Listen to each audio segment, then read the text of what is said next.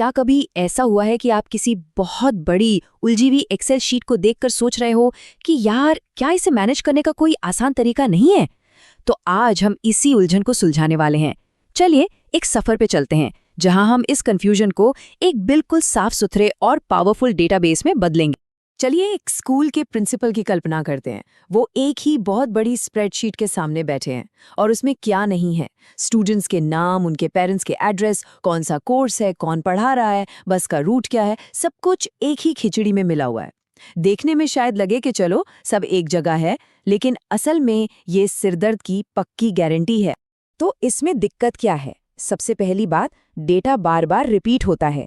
सोचिए एक ही घर के 2 बच्चे हैं तो उनका एड्रेस 2 बार लिखा गया। अब अगर वो घर बदलते हैं तो आपको दोनों जगह एड्रेस बदलना याद रखना होगा। एक भी जगह भूले तो डेटा हो गया इनकंसिस्टेंट, मतलब गलत। और मान लीजिए प्रिंसिपल को ये जानना है कि मिस्टर शर्मा कितने स्टूडेंट्स को पढ़ाते हैं। उन्हें पूरी लिस्ट को मैन्युअली छानना पड़ेगा, बहुत टाइम लगेगा और गलती होने के चांस भी बहुत ज्यादा हैं। ठीक है, तो इस गड़बड़ी से निपटते हैं।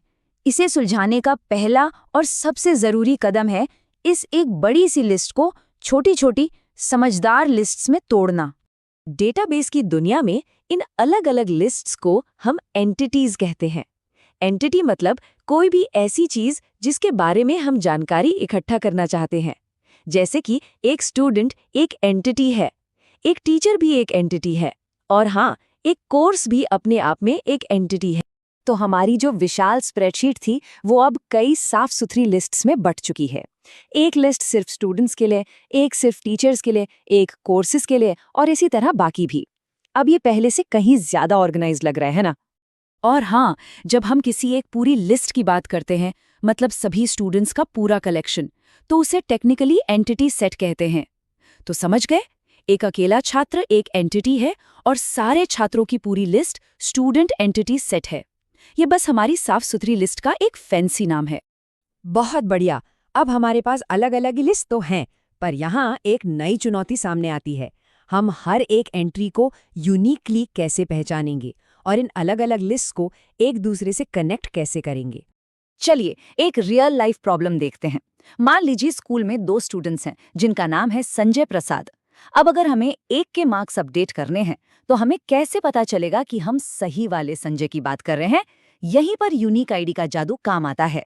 इसका सोल्यूशन है प्राइमरी की। ये हर एक रिकॉर्ड के लिए एक यूनिक कोड है, जैसे एक स्टूडेंट आईडी नंबर। ये बिल्कुल एक फिंगरप्रिंट की तरह है। कोई भी 2 स्टूडेंट्स का आईडी नंबर सेम नहीं हो सकता। और सबसे जरूरी बात, ये कभी खाली नहीं हो सकती, मतलब हर स्टूडेंट का आईडी होना ही चाहिए।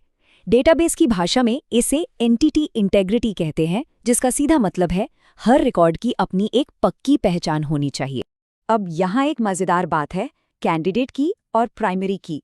देखिए, किसी स्टूडेंट को पहचानने के कई तरीके हो सकते हैं, जैसे उसका स्टूडेंट आईडी या शायद उसका ईमेल और फोन नंबर मिलाकर। ये जितने भी संभावित यूनिक आइडेंटिफायर हैं, उन्हें हम कैंडिडेट कीज कहते हैं। फिर इन सब में से हम किसी एक को ऑफिशियल पहचानकर्ता चुन लेते हैं और बस वही बन जाती है हमारी प्राइमरी की। बाकी जो बची हुई कैंडिडेट कीज होती हैं, उन्हें ऑल्टरनेट कीज कहते हैं। ठीक है, तो अब हर लिस्ट में यूनिक आईडी तो आ गई, पर इन लिस्ट्स को आपस में जोड़ेंगे कैसे? इसके लिए हम इस्तेमाल करते हैं फॉरेन की का। फॉरेन की असल में एक टेबल की प्राइमरी की कॉपी होती है, जिसे हम दूसरी टेबल में लिंक बनाने के लिए डालते हैं। जैसे हमारी कोर्स वाली लिस्ट में हम टीचर आईडी का एक कॉलम डाल देंगे। ये आईडी हमारी टीचर्स वाली लिस्ट के किसी असली टीचर की तरफ इशारा करेगी। ये पक्का करता है कि कोई भी कोर्स ऐसे टीचर को ना मिल जाए जो है ही नहीं। इसे रेफरेंशियल इंटेग्रिटी कहते हैं। और हाँ, फॉरेन की वैल्यू नल मतलब खाली हो सकती है अगर वो रिश्ता जरूरी ना हो तो। अब तक हमने जो कुछ भी किया है, मतलब डेटा को अलग अलग लिस्ट में तोड़ा, यूनिक आईडी बनाई, इस पूरी प्रक्रिया का एक ऑफिशियल नाम भी है, नॉर्मलाइजेशन। ये हमारी लिस्ट्स को ज्यादा से ज्यादा एफिशिएंट और साफ सुथरा बनाने के लिए कुछ नियमों का एक सेट है। तो नॉर्मलाइजेशन डेटा को ऑर्गेनाइज करने का एक फॉर्मल प्रोसेस है। इसका मेन मकसद है डेटा का ड्यूप्लिकेशन, यानी दोहराव कम करना, और ये पक्का करना कि हमारा डेटा भरोसेमंद है। ये सिर्फ सफाई नहीं है, इसके पीछे एक पूरा लॉजिक और विज्ञान है। नॉर्मलाइजेशन के कई लेवल होते हैं, पर चलिए पहले 3 सबसे जरूरी नियमों को समझते हैं। पहला नियम यानी 1NF कहता है हर सेल में सिर्फ एक वैल्यू। मतलब आप एक ही सेल में 2 फोन नंबर नहीं डाल सकते। क्यों? क्योंकि फिर किसी एक नंबर को ढूंढना मुश्किल हो जाएगा। दूसरा नियम 2NF कहता है सारी जानकारी पूरी प्राइमरी की पर डिपेंड होनी चाहिए, उसकी किसी हिस्से पर नहीं। और तीसरा नियम 3NF कहता है कोई भी जानकारी प्राइमरी की के अलावा किसी और कॉलम पर डिपेंड नहीं होनी चाहिए। ये नियम पक्का करते हैं कि हर डेटा अपनी सही जगह पर हो और कहीं नहीं। बहुत अच्छे, हमारी लिस्ट्स अब ऑर्गेनाइज्ड हैं। लेकिन हम ये कैसे पक्का करें कि वो हमेशा ऐसी ही साफ सुथरी और सही रहें? इसके लिए हमें एक रूल बुक यानी नियम पुस्तिका चाहिए। ये नियम हमारे डेटाबेस के गार्ड्स की तरह हैं। डेटा कंसिस्टेंसी ये पक्का करती है कि जानकारी हर जगह एक जैसी और सही हो। इंटीग्रिटी कंस्ट्रेंट्स वो पक्के नियम हैं जो हम पहले ही देख चुके हैं, जैसे कि प्राइमरी की खाली नहीं हो सकती। और कार्डिनैलिटी ये बताती है कि हमारी अलग-अलग लिस्ट्स एक दूसरे से किस तरह के रिश्ते में जुड़ी हैं। कार्डिनैलिटी रिश्तों के नियम तय करती है। एक क्लासिक उदाहरण है 1-to-many रिश्ता। हमारे स्कूल में एक डिपार्टमेंट जैसे मैथ्स डिपार्टमेंट में कई टीचर हो सकते हैं, लेकिन हर टीचर सिर्फ एक ही डिपार्टमेंट का हिस्सा होगा। ये रिश्ते हमें अपने सिस्टम के स्ट्रक्चर को समझने और डेटा को सही तरीके से जोड़ने में मदद करते हैं। तो अब हमने पहेली के सारे टुकड़े जोड़ लिए हैं। हमारे पास ऑर्गेनाइज्ड लिस्ट्स हैं, यूनिक आईडी हैं और उन्हें जोड़ने के नियम भी हैं।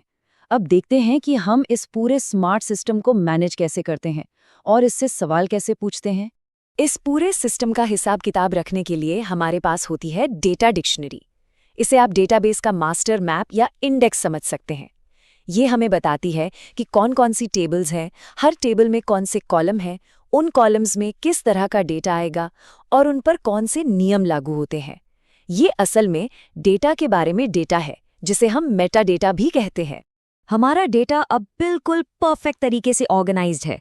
लेकिन इस सारी मेहनत का क्या फायदा अगर हम इससे अपनी जरूरत की जानकारी निकाल ही ना सके? तो सबसे जरूरी सवाल ये है, हम अपने डेटाबेस से बात कैसे करें? इसके लिए हम इस्तेमाल करते हैं SQL यानी स्ट्रक्चर्ड क्वेरी लैंग्वेज का। ये डेटाबेस से बात करने की भाषा है। क्वेरी के जरिए हम सवाल पूछते हैं। जॉइन का इस्तेमाल करके हम अलग-अलग लिस्ट्स जैसे स्टूडेंट्स और कोर्सेज से जानकारी को मिलाकर पूरा जवाब पा सकते हैं। और भी पावरफुल टूल्स हैं जैसे ट्रिगर और स्टोर्ड प्रोसीजर, जो हमें मुश्किल कामों को ऑटोमेट करने में मदद करते हैं। और हमें उस इंसान को नहीं भूलना चाहिए जिसने ये सब मुमकिन बनाया, एडगर एफ कॉट, जिन्हें रिलेशनल मॉडल का जनक कहा जाता है। उन्होंने ही वो बुनियादी सिद्धांत बनाए जो आज के सभी मॉडर्न डेटाबेस की नींव हैं, जिसमें उनके मशहूर 12 नियम भी शामिल हैं। तो चलिए एक नज़र डालते हैं कि हमने क्या हासिल किया। हम एक ऐसी स्प्रेडशीट से शुरू हुए थे जहां 100% कन्फ्यूजन था। डेटाबेस के सिद्धांतों को लागू करके हमने उस कन्फ्यूजन को लगभग खत्म कर दिया है। अब हमारे पास एक ऐसा सिस्टम है जो ना सिर्फ ऑर्गेनाइज्ड है, बल्कि भरोसेमंद, एफिशिएंट और संभालने में भी बहुत आसान है। और अब मैं आपको एक सवाल के साथ छोड़कर जा रहा हूं। अब जब आप डेटा को ऑर्गेनाइज करने के इन पावरफुल तरीकों को जानते हैं, तो जरा सोचिए, आपकी अपनी जिंदगी में ऐसी कौन सी उलझी हुई जानकारी है, चाहे वो आपकी किताबों का कलेक्शन हो या आपके महीने के खर्चे, जिसे आप इन सिद्धांतों का इस्तेमाल करके एक बेहतर और व्यवस्थित सिस्टम में बदल सकते हैं।